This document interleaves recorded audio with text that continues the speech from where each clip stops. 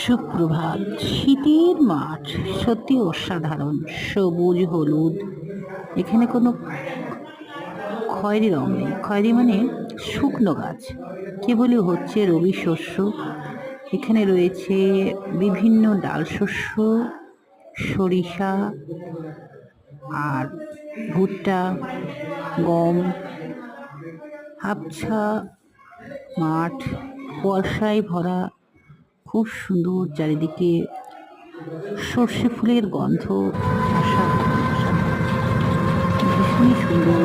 হালকা হাওয়া গায়ে লাগছে, মিষ্টি গন্ধ বাতাসে ছড়িয়ে আছে।